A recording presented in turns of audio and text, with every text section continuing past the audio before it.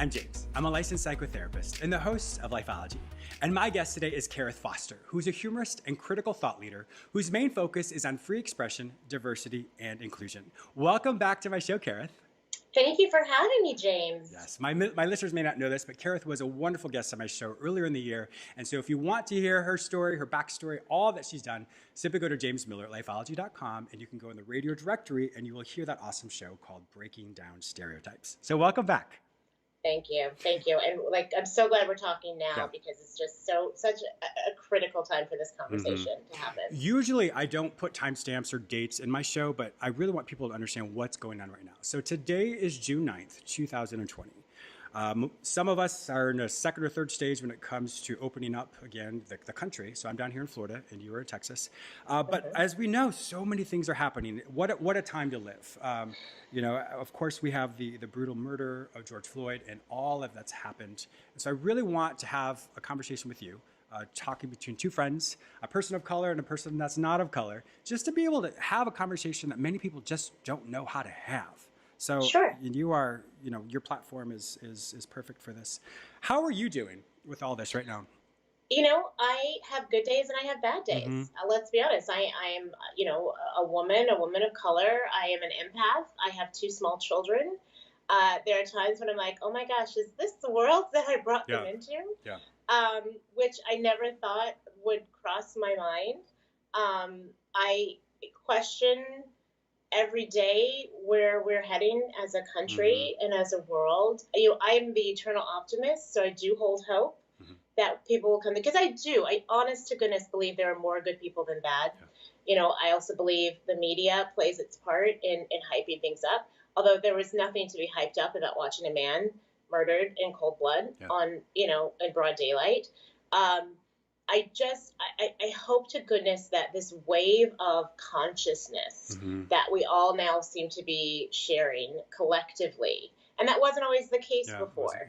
I hope that it's not just a wave, that it continues. We tend to have short memories.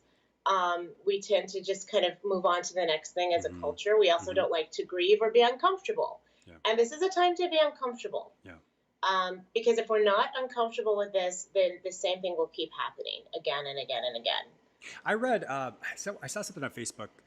I think it was in 1950. They around the 1950s, there was a march happening, and some African American women had the sign that said, talking to the police, "Stop killing us." And it was so interesting to see that, because you're like, fast forward to 2020, and that's still happening. Now, of course, this show is not about bashing police officers. It's simply about having a conversation about how can we as a world just, I guess, create a place where everyone has the same rights, the human rights. I mean, I can't even say it.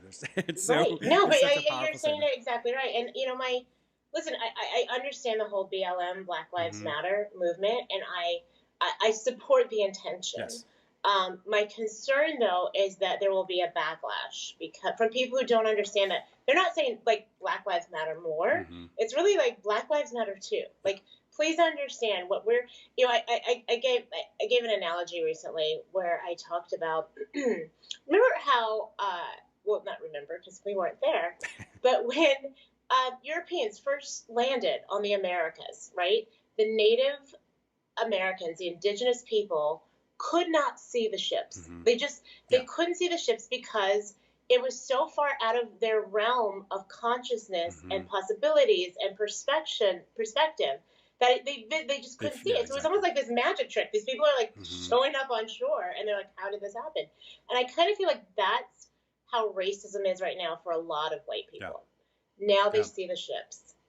Yeah, that's a really good analogy. What I was telling people as well is, you think about the All Lives Matter and then the Black Lives Matter. Think of it as if you're like an aerial shot. You're looking at the world, looking down on the world. And that's the All Lives Matter aspect. And then you zoom in, let's say to America, and that is what we're talking about specifically with the Black Lives Matter. So it's not one or the other.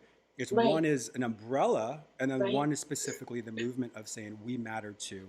We are going through all of this, and we really needs your support right now. So I really want people to understand that there is that difference when it comes to the perspective, but it's all the same thing at the end of the day when it comes to, yes, all lives matter, but because of the of the prejudice and the racism that's happening, we're focusing specifically on Black Lives Matter. Right. I have a question just as simple as this. I grew up calling African Americans, but I hear some of these people say black. What is the quote term that you prefer? I prefer Karith. Thank you. I appreciate you saying that. In fact, I just did.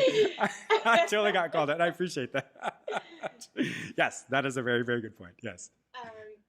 America. I was sharing this. I studied abroad. I studied at Oxford University in England when I was much younger, and what I loved about it, what had made me even more enamored with the country was I was just Karith and I was American. I wasn't black. I wasn't African American. Like I wasn't classified by my skin color. Yeah. And I get why, the great artists of our past, Eartha Kitt, Josephine Baker, Tina Turner, they went over to Europe because there was a freedom that came with just being able to be you without having to also be your skin color. And, I pray that we get to that place in America one day. I don't know if it's possible in our lifetimes, as optimistic as I am. And I get it. Listen, we like to label people. I saw you talking about that earlier, and I really appreciated that conversation, your Instagram video on that. And we do it because it's comfortable. Like, we like to know where we stand. That's what the ego does, right? Who are they? Who am I? Well, let me put a label on it so it just makes things a little bit easier for me to digest it, right? The problem is when you do that and you mislabel, what you are then doing is missing out on opportunities, relationships, and experiences. And that is a really good point, because unfortunately there is a caste system or a label system, specifically here in the United States. I'm sure in other countries as well, but because what's happening now, people automatically assume, well, you are black, you are white, you are Muslim, you're Republican, you're Democrat, you're Christian, whatever that might be. And with that, we all of a sudden take this concept of this is what that means, if we're based on our own experience. And all of a sudden, you must be this way because this is the label I've used. So therefore, there's no ability for you to expand and to be who you truly are. Exactly. And we're not all going to fit in the same box, and we're not going to all, portray the same ideology or it's and the paradigm. We are human beings. We're so incredibly, beautifully, wonderfully complex. So it's such a shame to try to just put us into one simple category. Oh, well, you're black, you can't be a conservative. Oh, well, you're gay, you can't be a Republican. Oh, you're white, you can't possibly be able to dance and rap music. It's so stupid. You know what I mean? It is. I mean, I'm laughing because it's so silly. I mean, unfortunately, a culture was created, and even let me take a step back. A culture simply means how you, in my house. When my family, that is my culture. Your specific family is your culture. And then the culture gets bigger when you add more people to that. And that can be just people's ideology, the way they look at the world. And so when you have a cluster of people, that creates a culture. And so with that, unfortunately, some cultures have all of a sudden labored other cultures. And then it gets bigger and bigger and bigger. And so pretty soon that's where you have the races. When it comes to African Americans, it comes to the Caucasians, it comes to the Latins. I mean, there's all these different aspects, and all of a sudden I think even the bigger the culture gets, as far as the people, then all of a sudden the attributes decrease. And so it goes from I'm an individual to more people there, and all of a sudden I can only be four things. I can be a white man, I can be, for me, I'm a talker, I go to the gym, or whatever it may be, but it's so minimal. Right. And so you really, really lose that individuality when it comes to the bigger a culture gets. I think you really hit on something great, and that is, the bigger the culture gets, that also means the more exposure, right? Yeah. And when we have exposure to other people, other situations, other cultures, that's when we have the chance to expand our belief system, our broaden our horizons, and be able to see, hey, wait, there's more to the world than just my world, than just my bubble. And for a lot of people, they don't have that exposure.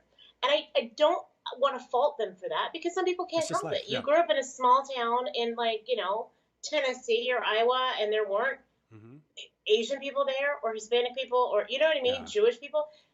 You're only your perception is only gonna be what you've been taught, or maybe seen on TV and the movies. So the idea isn't to shame anyone or guilt them for not understanding, but to relay the message that, hey, listen, there is another world out there, Mm-hmm. and just please be open, have an open mind. Don't lump everybody into the same category, Yes. because do you want to be put in the same category? And yeah, that is really a very good point, because it doesn't feel good. You know, all of a sudden people say, well, James, you're this. I'm like, well, no, I'm not really that. But if they assume that, then there's no place for me to even be creative, to be myself, to laugh, to joke, whatever it may be. It's just now I'm simply this category, or this archetype of some sort. When it Right. comes to a lot of the protests right now, in your own experience, because once again, we're just two people talking, we're not the representatives of all people. But No. for you, as you see all this, I don't even know how to say this. When it comes to all the protesting, it's a beautiful thing, and then people go beyond that, and some people are looting or rioting. How do people find a balance for that? Because it's such a visceral topic, Right. and then the Right. expression that for some people it may be different than others. How do people reconcile that? Listen, I understand the anger and the Mm-hmm. frustration. For me, right? I Sure. can't imagine being a black man who has had a gun held to him by a police officer, who may have that rage and that fear and that anger built up. Mm-hmm. I am certainly not condoning any behavior Of course. that robs a community Mm-hmm. of property or people of their lives. Yeah. So but what we have to do is figure out a way for people to channel that. Because you can't expect someone to be abused Mm-hmm. for so long, and then tell them, oh well, you just have to sit quietly over there and think about it and meditate on it. Yeah. That's not Mm-hmm. that's just not realistic, It's too far. right? It's too late for that. Yeah. In a Right. lot of But ways. it's also not okay to Mm-hmm. have the looting and the violence. And let's be honest, there are two different groups of people here. There are peaceful protesters, Mm-hmm. and there are people who I believe have very nefarious intentions Sure. to cause more strife, to Mm-hmm. cause more division, to make this look like, pitting it as an all-out race war, which is frightening as It hell is. Yeah, it really and is. absurd.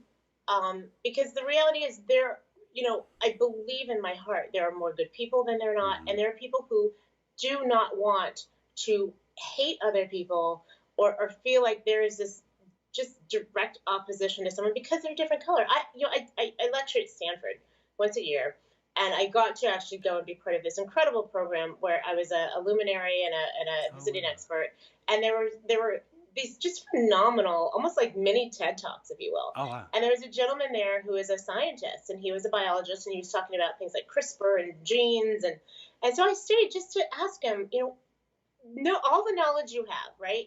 Based on the human body and our chromosomes and our DNA Mm-hmm. and all that. I go, how different are we as people, like based on where we are geographically, based on our ethnicity? And he's like, Karith, people are 99.999999986% the same. You know what I mean? Like, we just have different packages. We just come in different wrappings. Wow. Maybe different hair textures and eye colors, but we are pretty much the same. So to have this animosity on something that is so minute because we've been taught that it's major, Mm-hmm. that's where we have to start relearning and reshaping how we see each other, but also how we talk to one another. And I know that was a big part of what you want to talk about today. Yeah. Was how do we communicate? How do we connect with each other when it's uncomfortable, when we don't know what to say, Mm-hmm. when we're exhausted because we've been saying it over and over again, and it seems like nobody's listened until now. How do we do that? And I think the first step is to just be authentically you. Mm-hmm. Just come to the table saying, Yeah. listen, I don't have the answers. I don't even know what to say. But please know that I want to be part of the solution. Mm-hmm. And help me be part of the solution. Help me help you. One thing, I agree with you. I was one of the major news networks called me to talk to me about some of this as well. And one thing I think is so important is we should do this all the time, but specifically if you're going to protest or you're going to be part of this amazing movement, is you always want to ask yourself before you walk out the door, what is my personal integrity? Who am I at my core? So before I engage in anything, I want to ask myself, well, what are the parameters? In other words, who am I and who am I not? Am I this? Right. Am I that? So to really have that understanding of who you are and how your integrity is presented in your behavior allows for you to truly show up in a very authentic way. But if you don't really think that through, and then all of a sudden peer pressure or somebody says something and you find yourself getting riled up in something, and rightly so, and I get that, but you want to make sure that you always make sure that your presentation and your behavior is congruent or equal to your personal integrity. Because in that, as we do that as a person and the next person does that, then that's where you start to see more people truly understanding this, because it's an authentic aspect of it, as opposed to, like you said, it's just a fad, or someone gets lost in the mob mentality, and all of a sudden what is such a powerful movement then becomes tainted, or people focus on, let's say, the violence of something and not what the actual depth of this movement truly is. Absolutely. I was looking at my book because you just made me think of a quote that I used from Mos Def, you know, the spoken word artist, rapper, and he says, you know, my presence speaks volumes before I say a word. Yeah, I love that. And sometimes that's all you need, is to just be present, right? Be present and show up. Even if you're not sure what to do, people will let you know. You know what I mean? Yeah, exactly. When you're kind of looking around clueless, people will be like, hey, I need you over here. Yeah. Right? And that's what we need right now. We need everybody to show up. Everybody. Because this is not a black thing. This is not a white thing. This is an American thing. This is a people thing. This is a humanity thing. Yes. Exactly. And listen, we're not perfect. We are not perfect people. There's no such thing as perfect. We're fallible. We're going to say the wrong things. We're going to interpret things the wrong way sometimes. You know, so we just have to have a consciousness about us to what I call it carry, right? Conscious empathy, active listening, responsible reactions, and environmental awareness, you know, taking it all in. Yeah.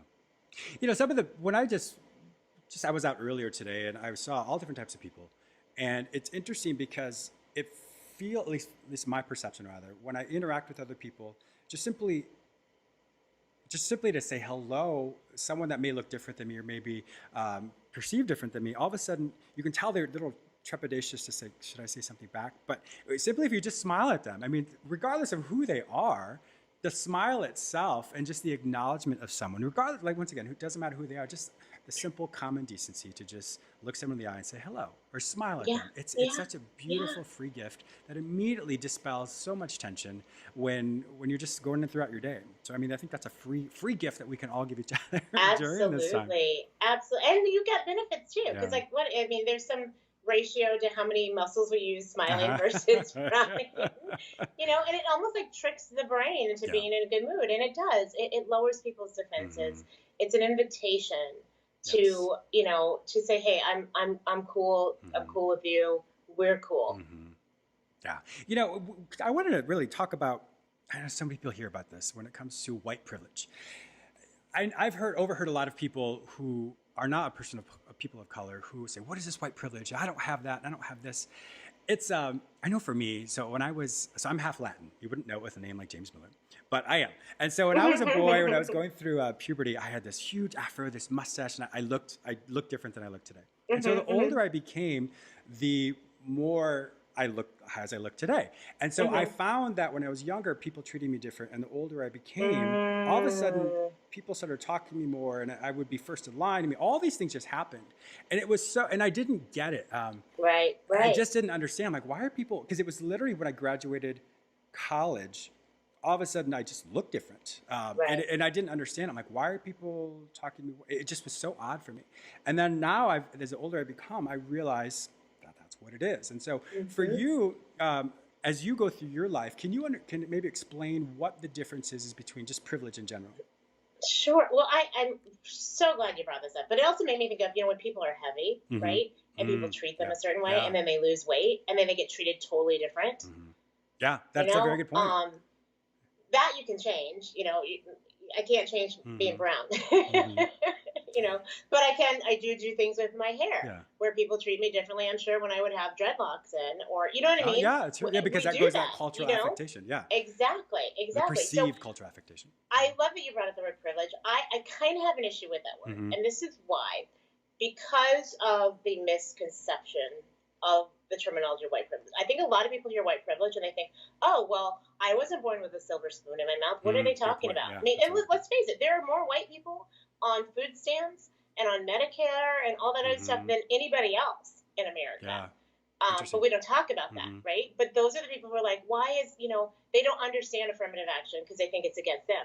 Not understanding that the privilege is in there. If they had the opportunity or the education, they would have the doors open probably a little bit faster because they may not have a quote unquote ethnic name. You know what I mean? They would be accepted more readily. And it's got into really interesting. So my husband is Australian. And not Aboriginal. He's like white Australian. And we got into this conversation, and I wish we could change the word privilege to, like, say, advantage, right? I realize it's semantics. I like that. But here's the thing, we were in a situation where it was an environment that ended up being rather a racial, there was a lot of racial tension for me as a Black woman in this part of New York that I thought was, I'm not used to it. I don't go into situations thinking I'm going to be treated differently because I'm Black or because I'm a woman. Sure. Those are my bonuses as far as I'm concerned. Yeah, I'm Karith. I'm a human being first. But, I said something to him about it. I go, listen, this is so weird, but I think where we are is kind of racist. And he goes, oh, yeah, I forgot to tell you. I'm like, what do you mean you forgot to tell me? Like, you forgot to tell your Black wife who is here with your half-Black children that people here may not be like as open and kind. I go, dude, that's white privilege right there. The fact that it doesn't even have to cross your mind of how you might be treated based on where you are. I go, and it got, listen, we had a knockdown drag. I bet you did. I can see where because that's going. And I get it because he's like, why are you accusing me? He goes, it's not my fault. I didn't ask to be, and I get that. Like, I get it. Like, no, nobody asked to be born in the skin they're in. Sure. And it's nobody's fault. But you have to understand just based on how society is. And I explained to him, like, sweetheart, you are 6'4", okay? You are gorgeous. You got blue eyes and you have a penis. You won the Charlie in the Chocolate Factory golden ticket in the lottery of life, okay? You're going to be treated differently when you walk into a car dealership than I am, or than your mother would be, right? I'm going to be treated differently than somebody who speaks English as a second language, or an elderly person, or, someone who's disabled. So I have to be an advocate for them because I have that advantage. And let's face it, we all have privilege of some sort. Sure, yeah. If you have clean water, you got privilege. If you can read, you have privilege. If you have a roof over your head and a checking account, like that's privilege as well. Yeah, certainly. But there are different levels of privilege, okay? And what we have to understand is that we may not be able to change the way other people perceive us or the way even society operates. But just having that understanding and knowing that because of that, things aren't going to always be fair or equal. Yeah. You just need to step up and be an advocate for others who don't have the same advantage. I really like that you changed even though it may sound like you said semantics, but you're using the word advantage because I think that does resonate with a lot more people. But yeah, like you said, the bigger picture, everyone does have some sort of privilege. And you look at someone who may be in a different country who doesn't have some of the advantages that we have. But going back to that aspect of advantage, and I think that really would resonate more with people.